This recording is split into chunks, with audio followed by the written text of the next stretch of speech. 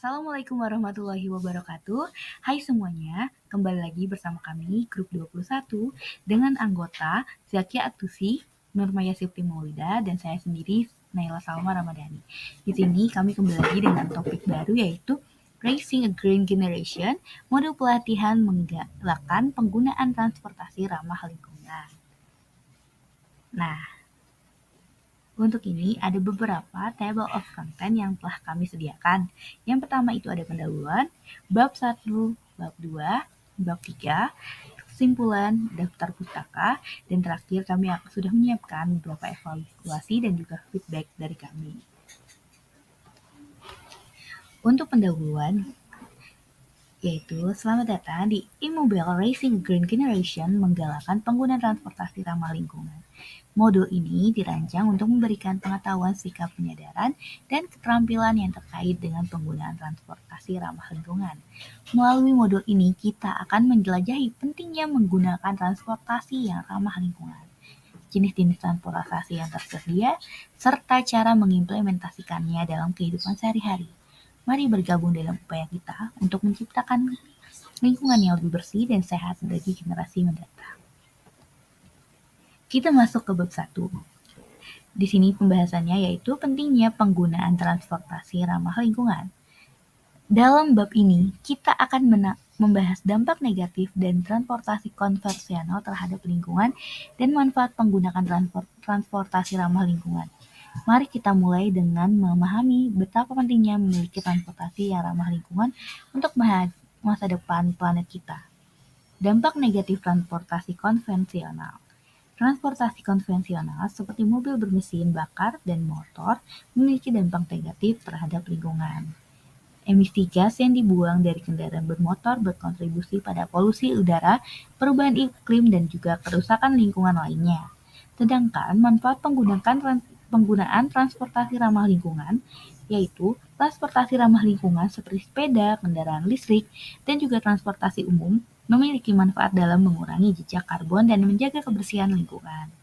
Di sini kita dapat melihat jika kita menggunakan kendaraan pribadi, maka kita dapat memenuhi polusi udara yang dapat merusak lingkungan udara di sekeliling kita.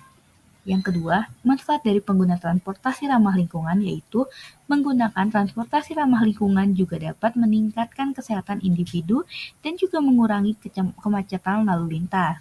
Untuk pembahasan selanjutnya, saya serahkan kepada rekan saya yaitu Nurmaya Sifti Maulida. Kepadanya saya persilahkan. Baik, selanjutnya bab 2 yaitu jenis-jenis transportasi ramah lingkungan.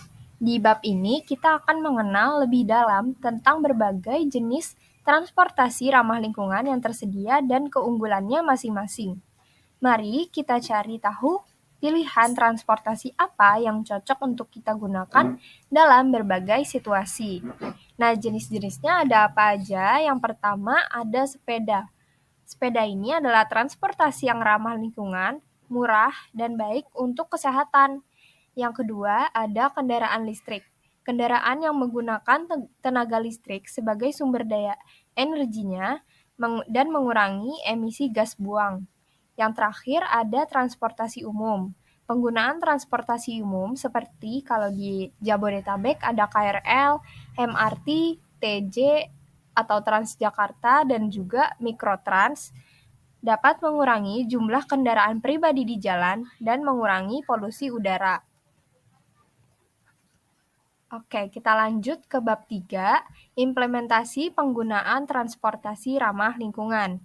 Pada bab terakhir atau bab 3 ini, kita akan mempelajari langkah-langkah praktis untuk mengimplementasikan penggunaan transportasi ramah lingkungan dalam kehidupan sehari-hari.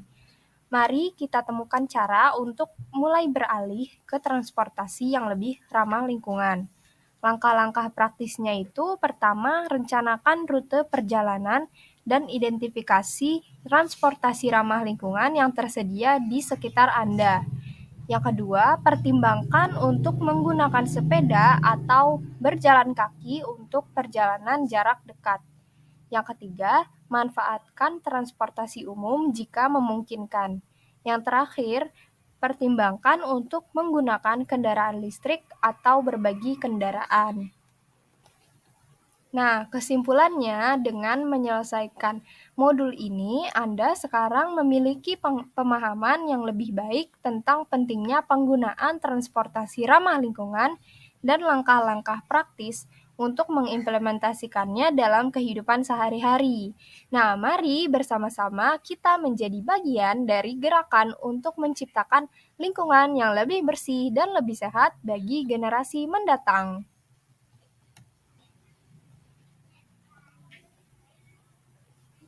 Lalu,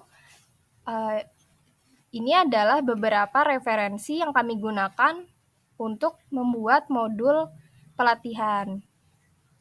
Selanjutnya akan dilanjutkan oleh rekan saya, yaitu Zakia Atusi.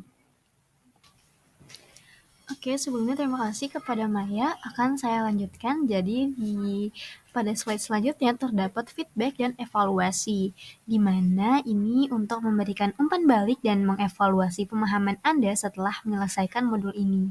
Silakan ikuti kuis singkat dan survei yang disediakan. Kami menghargai kontribusi Anda dalam meningkatkan kualitas program pelatihan ini.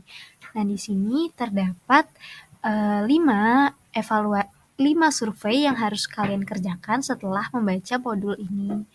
Dan juga terdapat kuis singkat, beberapa pertanyaan singkat tentang materi yang telah dipelajari dalam modul menggalakkan penggunaan transportasi ramah lingkungan ini.